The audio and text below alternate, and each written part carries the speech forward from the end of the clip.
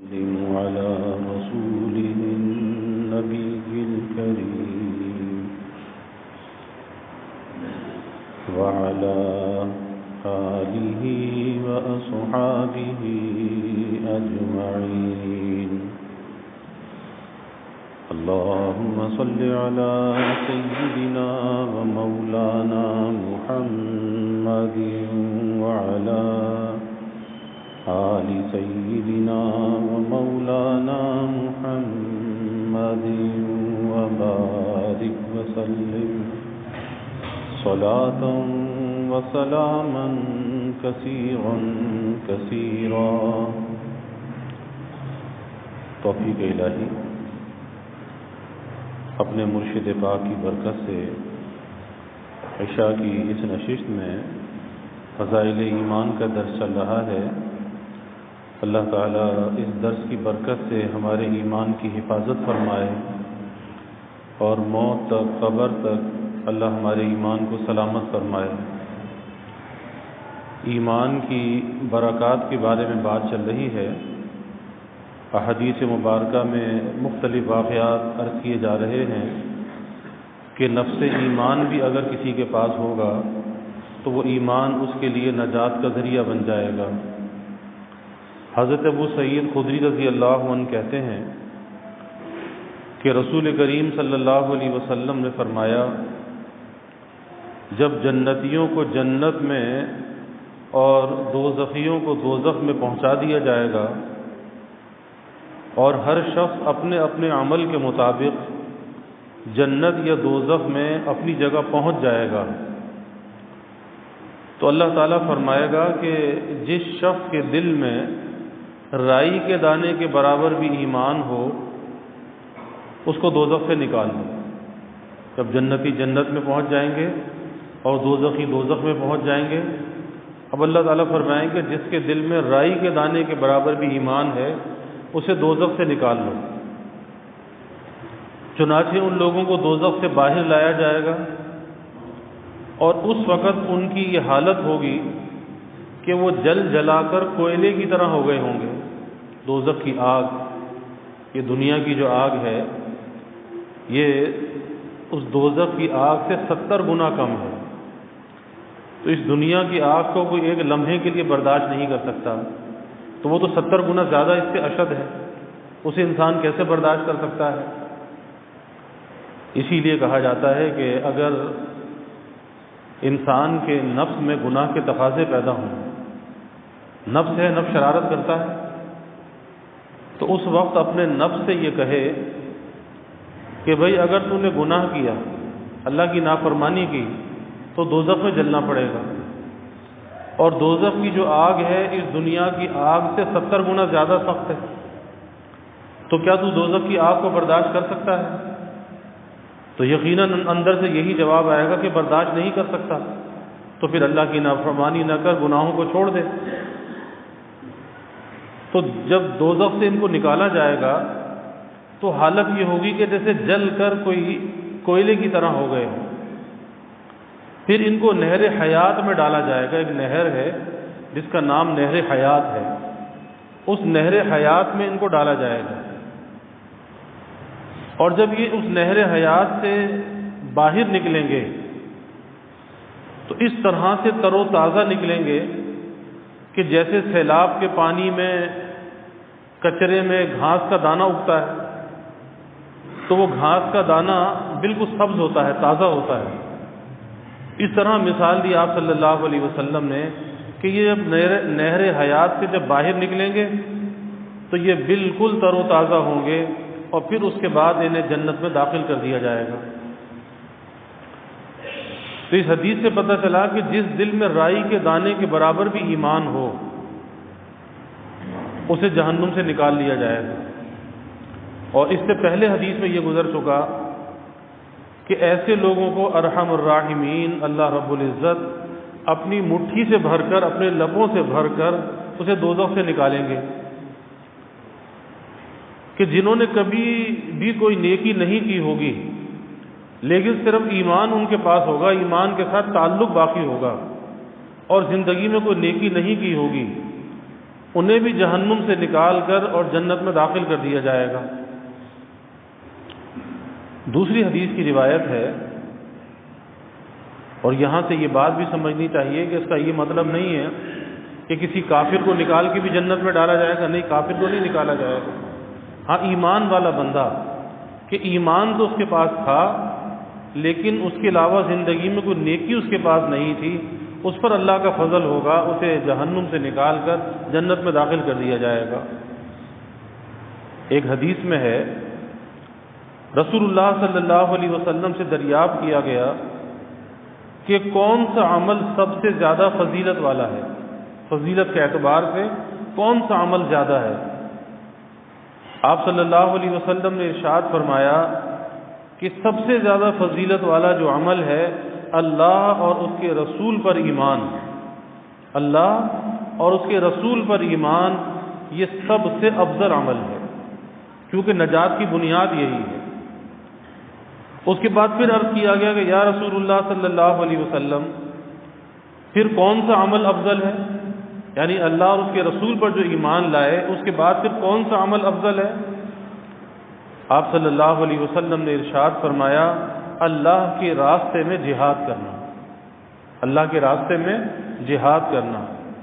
پھر آپ صلی اللہ علیہ وسلم سے پوچھا گیا کہ پھر کون سا عمل افضل ہے؟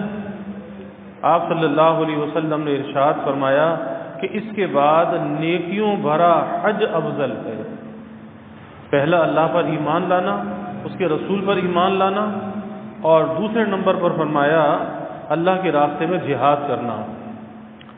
اب ایک جہاد تو دشمن سے مقابلے میں ہے، اور ایک جہاد نفس سے مقابلے میں ہے، اور یہ جو نفس کے ساتھ جہاد ہے، اپنے نفس سے لڑنا، اسے اللہ کے حبیب صلی اللہ علیہ وسلم نے جہاد اکبر فرمایا۔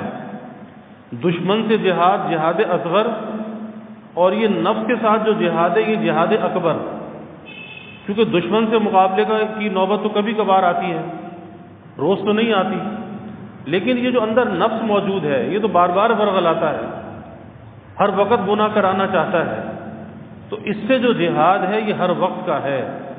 تو اس کو آپ نے فرمایا کہ ایک مرتبہ آپ صلی اللہ علیہ وسلم ایک جہاد سے واپس مدینہ کی طرف آ رہے تھے، تو آپ نے صحابہ سے فرمایا کہ ہم جہاد اصغر سے جہاد اکبر کی طرف جا رہے ہیں، یعنی وہ تو دشمن سے جہاد تھا، وہ جہاد اصغر تھا، اب یہ جو نفس کے ساتھ جہاد ہے تو یہ جہاد اکبر ہے، اب ہم بڑے جہاد کی طرف جا رہے ہیں۔ اور یہ بات بھی ذہن میں رکھنی چاہیے کہ جو نفس سے لڑنے والا ہوگا، نفس سے جہاد کرنے والا ہوگا، وہی تو دشمن سے مقابلہ کر سکے گا، اور جو اپنے نفس سے نہ مقابلہ کر سکے، بھلا وہ دشمن سے کیا مقابلہ کرے گا؟ اس لیے اس نفس کے آگے شکست نہیں ماننی چاہیے، بلکہ اس نفس کو شکست دینی چاہیے۔ اور جب آدمی اس نفس کو شکست دیتا ہے، نفس کو شکست دینے سے مطلب کیا ہے؟ اس کی خواہشات کو توڑتا ہے، اس کی خواہشات کو پامال کرتا ہے، تو یہ اس کے اندر ایک خوشی اور فرحت آتی ہے، اور وہ ایمانی خوشی ہوتی ہے جس کو انسان اپنے اندر محسوس کرتا ہے کہ گناہ سے بچنا، خواہشات سے بچنا، یہ بھی بہت بڑی نیکی ہے۔ اور حدیث میں ایمان کی پہچان یہ بیان کی گئی کہ نیکی کرنے کے بعد اسے خوشی حاصل ہو، اور گناہ کرنے کے بعد اس کا دل رنجیدہ ہو جائے، تو یہ بھی ایمان کی علامت میں سے ہے، ایمان کی پہچان میں سے ہے۔ تو اپنے نفس کا مقابلہ کرتے رہنا چاہیے۔ خواجہ صاحب رحمۃ اللہ علیہ نے فرمایا نا، جو نہ چت کر سکے نفس کے پہلواں کو، جو نہ چت کر سکے نفس کے پہلواں کو، تو یوں ہاتھ پیر ڈھیلے بھی نہ ڈالے۔ یہ نہیں کہ اپنی لگام جو ہے وہ نفس کے حوالے کر دے، جو وہ خواہش کرے وہی کر گزرے، جس کو دیکھنے کی خواہش کرے اس کو دیکھ لے، گھور لے، تک لے، جو بولنے کی خواہش کرے وہ بول لے، نہیں، جو نہ چت کر سکے نفس کے پہلواں کو، تو یوں ہاتھ پیر ڈھیلے بھی نہ ڈالے۔ ارے اس سے تو کشتی ہے عمر بھر کی، یہ جو کشتی ہے نا، اس سے لڑائی ہے، کب تک ہے؟ جب تک کہ ایمان کے ساتھ خاتمہ نصیب نہ ہو جائے، اس وقت تک اس نفس کے ساتھ لڑائی ہے، شیطان کے ساتھ لڑائی ہے۔ ارے اس سے تو کشتی ہے عمر بھر کی، کبھی یہ دبا لے کبھی تو دبا لے، تو لڑتے رہنا چاہیے، اس نفس کا مقابلہ کرنا چاہیے۔ تو پہلی چیز کیا ہے؟ اعمال میں سب سے افضل عمل اللہ اور اس کے رسول پر ایمان لانا، یہ سب سے افضل عمل ہے، کیونکہ نجات کا ذریعہ یہی ہے۔ اور دوسرے اللہ کے راستے میں جہاد کرنا، اور یہ نفس سے جو جہاد ہے کس لیے ہے؟ اللہ کو راضی کرنے کے لیے ہے۔ دشمن سے جہاد کس لیے ہے؟ اللہ کو راضی کرنے کے لیے ہے۔ اور تیسری چیز یہ ہے کہ اللہ نیکیوں بھرا حج نصیب فرمائے، تو یہ بھی اعمال میں بڑا افضل عمل ہے، اللہ نصیب فرمائے اور بار بار نصیب فرمائے۔ اپنے گھر کی زیارت، وقوف عرفہ، اللہ سب کو نصیب فرمائے۔ ایک حدیث میں ہے کہ رسول اللہ صلی اللہ علیہ وسلم نے ارشاد فرمایا، جب اللہ جل شانہ قیامت کے دن مومنین کو نجات عطا فرمائے گا تو اس وقت یہ لوگ اپنے دوزخی بھائیوں کے واسطے اللہ تعالیٰ سے ایسا جھگڑا کریں گے کہ دنیا میں تم سے کسی نے ایسا جھگڑا کبھی اپنے واسطے نہ کیا ہوگا۔ یعنی ایمان والے بندے ہوں گے، نیک بندے ہوں گے، اللہ ان کے لیے جنت کا فیصلہ کر دے گا، تو وہ کہیں گے کہ یا اللہ، ہمارے ساتھ اور بھی تو بہت سے ہمارے بھائی تھے، وہ ہمارے ساتھ ہمارے نماز پڑھتے تھے، بہت سے نیکی کے کاموں میں ہمارے ساتھ شریک ہوتے تھے، تو یا اللہ انہیں بھی تو جنت میں داخل فرما، ہمارے وہ بھائی دوزخ میں کیوں چلے گئے؟ تو اس پر اللہ تعالیٰ سے جھگڑا کریں گے۔ تو آپ نے فرمایا کہ جب اللہ جل شانہ قیامت کے دن مومنین کو نجات عطا فرمائے گا، اس وقت یہ لوگ اپنے دوزخی بھائیوں کے واسطے اللہ تعالیٰ سے ایسا جھگڑا کریں گے کہ دنیا میں تم سے کسی نے کسی سے ایسا جھگڑا اپنے واسطے نہ کیا ہوگا، ان بھائیوں کے لیے کہ وہ جہنم میں کیسے چلے گئے، اللہ سے جھگڑا کریں گے اور عرض کریں گے، اے پروردگار، یہ ہمارے دوزخی بھائی ہمارے ہمراہ نماز پڑھتے تھے، روزے رکھتے تھے، حج کرتے تھے، اور آپ نے ان کو دوزخ میں داخل فرما دیا۔ ابھی اللہ سے عرض کریں گے، یہ تو ہمارے ساتھ نماز بھی پڑھتے تھے، روزے بھی رکھتے تھے، ہمارے ساتھ حج بھی کیا ہے، اور آپ نے دوزخ میں داخل فرما دیا۔ اب یہ کیا ہوگا؟ اپنے بھائیوں کی سفارش ہوگی۔ جہاں انبیاء کو سفارش کا حق ہوگا، اولیاء کو حق ہوگا، حافظ قرآن کو حق ہوگا، حاجی کو حق ہوگا، روزے دار کو حق ہوگا، اسی طرح نیک مومنین کو بھی حق ہوگا کہ وہ دوسروں کی سفارش کریں گے۔ تو یہ جب اللہ سے یہ سفارش کریں گے کہ یا اللہ، انہیں دوزخ میں کیوں داخل کر دیا، یہ بھی تو ہمارے جیسے اعمال کرتے تھے، تو اللہ تعالیٰ فرمائیں گے، اچھا تم لوگ جس جس کو پہچانو، تم لوگ جس جس کو پہچانو ان کو دوزخ سے باہر لاؤ۔ یہ لوگ چلیں گے تو کچھ لوگوں کو ان کی صورتیں پہچاننے میں آئیں گی، دوزخ کے پاس جب جائیں گے کچھ لوگوں کی صورتیں پہچاننے میں آئیں گی، کیونکہ آتش دوزخ نے ان کے چہروں کو نہ جلایا ہوگا، بلکہ کوئی تو پنڈلی تک جلا ہوگا، کوئی ٹخنوں تک جلا ہوگا، یعنی ہر آدمی اپنے بقدر گناہوں کے عذاب میں مبتلا ہوگا۔ یہ نہیں ہوگا کہ سب کو ایک جیسا عذاب دے دیا جائے، جس کے گناہ کم ہوں گے اس کو عذاب بھی کم ہوگا، جس کے گناہ زیادہ ہوں گے اس کو عذاب زیادہ ہوگا۔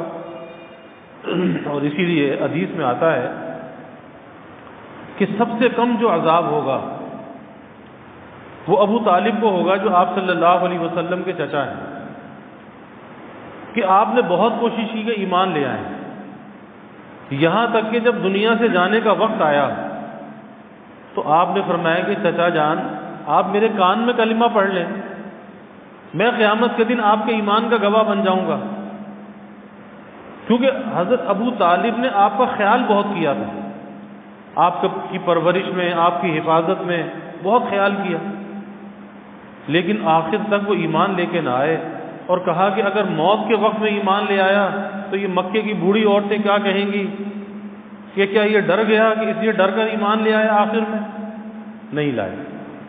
تو سب سے کم جو عذاب ہوگا وہ ان کو ہوگا کہ ان کو پیروں میں آگ کی جوتیاں پہنائی جائیں گی، پیروں میں آگ کی جوتیاں پہنائی جائیں گی، لیکن اس کی تپش ایسی ہوگی کہ وہ جوتی تو پیر میں ہوگی لیکن دماغ ہانڈی کی طرح کھول رہا ہوگا، جیسے ہانڈی کے اندر ابال آتا ہے اس طرح سے وہ کھول رہا ہوگا، ابال آ رہا ہوگا۔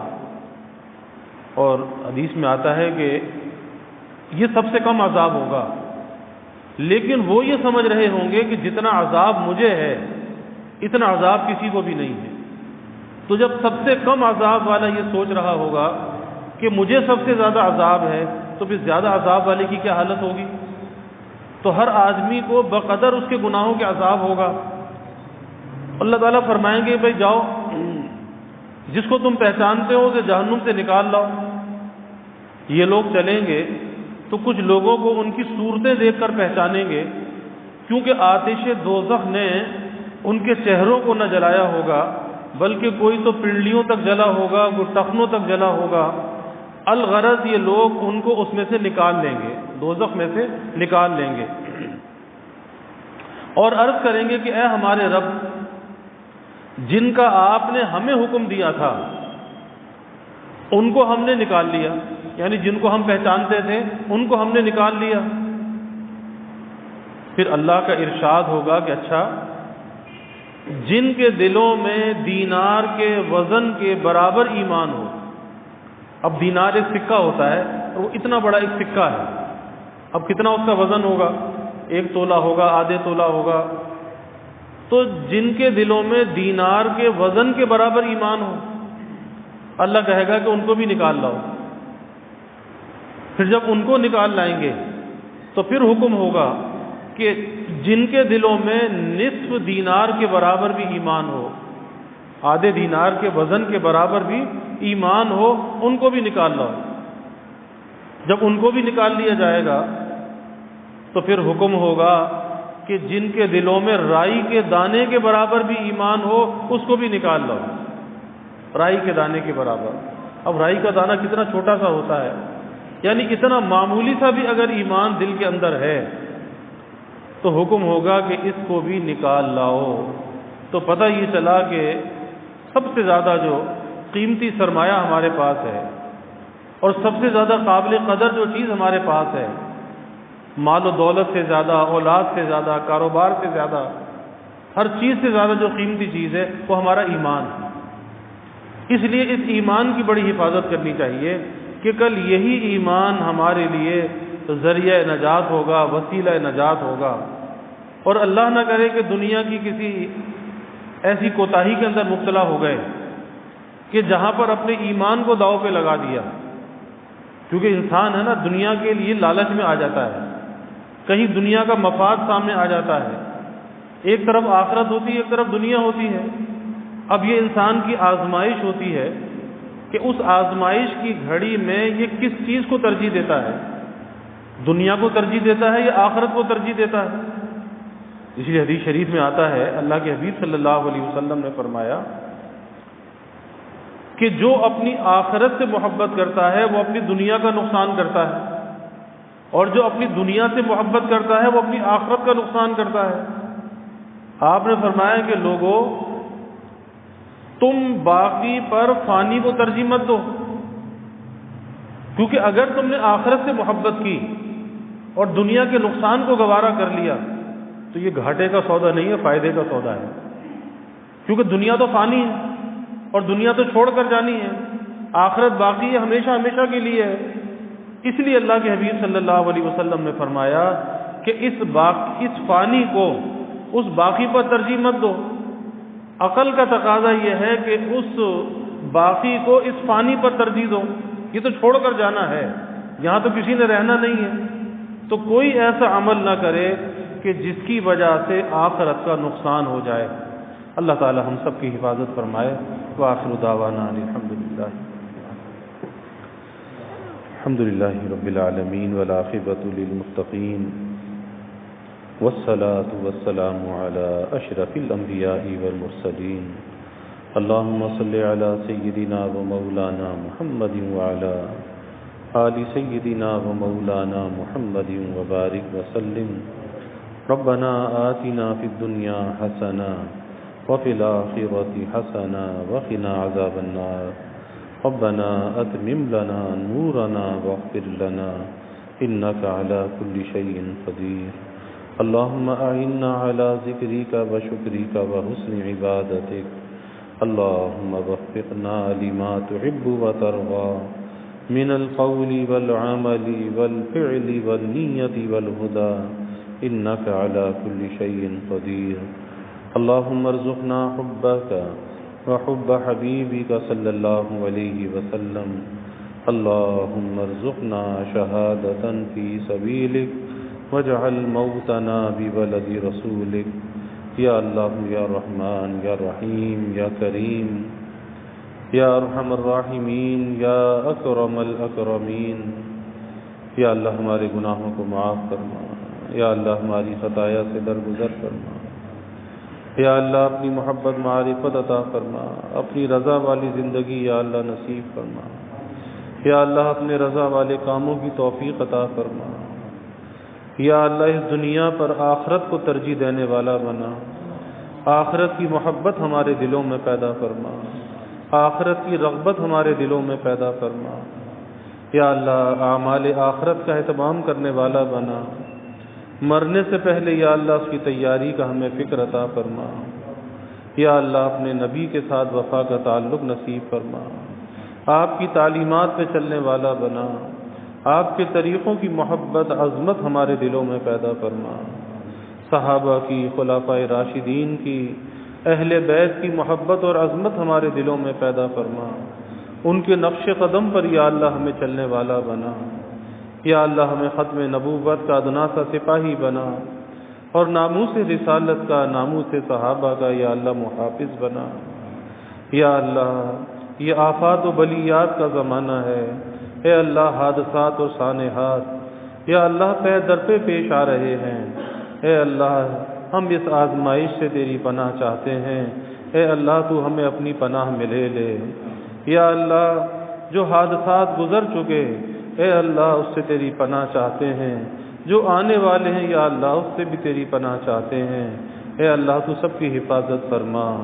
جو بھی متاثرین ہیں یا اللہ ان کی دستگیری فرما. ان کی ہر ضرورت کو یا اللہ غیب پورا فرما. یا اللہ اس امتحان کی گھڑی میں اے اللہ تو ہی مددگار ہو جا، حامی و مددگار ہو جا. اے اللہ کسی کو مخلوق کے آگے رسوا نہ فرما. ہر ضرورت کو یا اللہ غیب پورا فرما.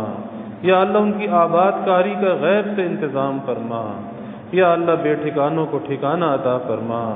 یا اللہ بے لباس ہیں انہیں لباس عطا فرما. یا اللہ جو بھوکے ہیں انہیں کھانا عطا فرما. یا اللہ سب کے سروں پہ سائبان عطا فرما. اے اللہ جو خوشیاں ان سے چھن گئیں اے اللہ تو غیب سے انہیں خوشیاں عطا فرما. یا اللہ جو راحت نعمتیں چلی گئیں اے اللہ تو غیب سے انہیں راحت نعمتیں عطا فرما. تیرے سوا کوئی دینے والا نہیں ہے. اے اللہ سب تیرے در کے محتاج ہے، تیرے در کے سائل ہے، بھکاری ہیں. اے اللہ تو داتا ہے، غنی ہے. تو ہر ضرورت کو یا اللہ غیب پورا فرما. سب کی خوشیوں کو یا اللہ واپس لوٹا دے. سب کی زندگی کی راحت کو واپس لوٹا دے. آئندہ یا اللہ ایسے امتحانات سے ہماری حفاظت فرما. ہمیں نیکی اور تقوی والی زندگی عطا فرما. یا اللہ جو سیلابی ریلے یا اللہ جو پیچھے سے آ رہے ہیں اے اللہ اس سے ہماری بستیوں کی، آبادیوں کی حفاظت فرما. ملائکہ کے ذریعے سے یا اللہ حفاظت فرما. یا اللہ یہ پانی، یہ برسات تیری مخلوق ہے. یا اللہ یہ تیری سپاہ ہے. ہم کمزور ہیں یا اللہ اس کا مقابلہ نہیں کر سکتے. اے اللہ تو فرشتوں کے ذریعے سے ہماری حفاظت فرما. ہمارے شہر کی حفاظت فرما. شہر میں رہنے والوں کی حفاظت فرما. ہر ابتلا سے، آزمائش سے یا اللہ نجات عطا فرما. سب کے رزق میں، اعمال میں برکتیں عطا فرما. سب کے گھر بار میں برکتیں عطا فرما. گھروں کے ماحول کو جنت نشاں بنا. سب کے گھروں میں خوشیاں، راحتیں، نعمتیں عطا فرما. ہر ابتلا سے، آزمائش سے نجات عطا فرما. سب کی اولادوں کو یا اللہ نیک صالح بنا. آنکھوں کی ٹھنڈک بنا. والدین کے لیے راحت کا ذریعہ بنا. اولاد کا مستقبل یا اللہ تابناک بنا، والدین کو اولاد کی خوشیاں دیکھنا نصیب فرما، یا اللہ اپنی رحمتوں کا، برکتوں کا، راحتوں کا نزول فرما، زحمتوں کو دور فرما، یا اللہ ہمیں دین دنیا آخرت کی ہر بھلائی عطا فرما، ہر خیر عطا فرما، ہر شر سے، ہر فتنے سے حفاظت فرما، یا اللہ ہمیں عافیت دارین عطا فرما۔ ربنا تقبل منا انك انت السميع العليم وتب علينا انك انت التواب الرحيم، وجزى الله عنا محمدا صلی اللہ علیہ وسلم ما هو آلہ، وصلی اللہ تعالی وسلم علی النبی الکریم، آمین آمین برحمتک یا